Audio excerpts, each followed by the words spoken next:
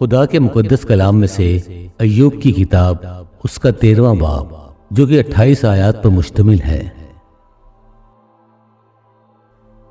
میری آنکھ نے تو یہ سب کچھ دیکھا ہے، میرے کان نے یہ سنا اور سمجھ بھی لیا ہے۔ جو کچھ تم جانتے ہو اسے میں بھی جانتا ہوں، میں تم سے کم نہیں۔ میں تو قادر مطلق سے گفتگو کرنا چاہتا ہوں، میری آرزو ہے کہ خدا کے ساتھ بحث کروں، لیکن تم لوگ تو جھوٹی باتوں کی گڑنے والے ہو، تم سب کے سب نکمے طبیب ہو۔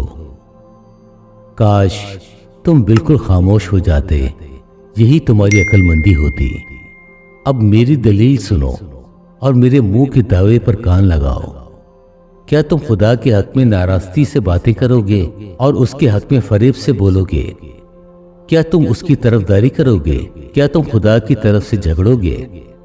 کیا یہ اچھا ہوگا کہ وہ تمہاری تفتیش کرے؟ کیا تم اسے فریب دو گے جیسے آدمی کو؟ وہ ضرور تمہیں ملامت کرے گا اگر تم خفیہ طرفداری کرو۔ کیا اس کا جلال تمہیں ڈرانا دے گا اور اس کا روپ تم پر چھا نہ جائے گا؟ تمہاری معروف باتیں راکھ کی کہاوتیں ہیں، تمہاری فصیلیں مٹی کی فصیلیں ہیں۔ تم چپ رہو، مجھے چھوڑو تاکہ میں بول سکوں، اور پھر مجھ پر جو بیتے سو بیتے۔ میں اپنا ہی گوشت اپنے دانتوں سے کیوں چباؤں اور اپنی جان اپنی ہتھیلی پر کیوں رکھوں؟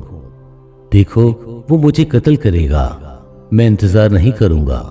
بہرحال میں اپنی راہوں کی تائید اس کے حضور کروں گا، یہ بھی میری نجات کا باعث ہوگا، کیونکہ کوئی بے خدا اس کے سامنے آ نہیں سکتا۔ میری تقریر کو غور سے سنو اور میرا بیان تمہارے کانوں میں پڑے۔ دیکھو میں نے اپنا دعویٰ درست کر لیا ہے، میں جانتا ہوں کہ میں صادق ہوں۔ کون ہے جو میرے ساتھ جھگڑے گا؟ کیونکہ پھر تو میں چپ ہو کر اپنی جان دے دوں گا۔ فقط دو ہی کام مجھ سے نہ کر، تب میں تجھ سے نہیں چھپوں گا۔ اپنا ہاتھ مجھ سے دور ہٹا لے اور تیری ہیبت مجھے خوف زدہ نہ کرے، تب تیرے بلانے پر میں جواب دوں گا، یا میں بولوں اور تو مجھے جواب دے۔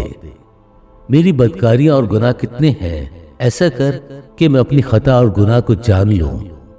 تو اپنا منہ کیوں چھپاتا ہے اور مجھے اپنا دشمن کیوں جانتا ہے؟ کیا تو اڑتے پتوں کو پریشان کرے گا؟ کیا تو سوکھے ڈنٹل کے پیچھے پڑے گا؟ کیونکہ تو میرے خلاف تلخ باتیں لکھتا ہے اور میری جوانی کی بدکاریاں مجھ پر واپس لاتا ہے۔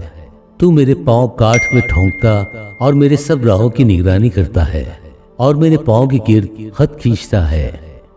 اگرچہ میں سڑی ہوئی چیز کی طرح ہوں جو فنا ہو جاتی ہے، یا اس کپڑے کی مانند ہوں جسے کیڑے نے کھا لیا ہو، خدا کے پاک کلام پڑھے اور سنے جانے پر خداوند کی برکت ہو۔ آمین۔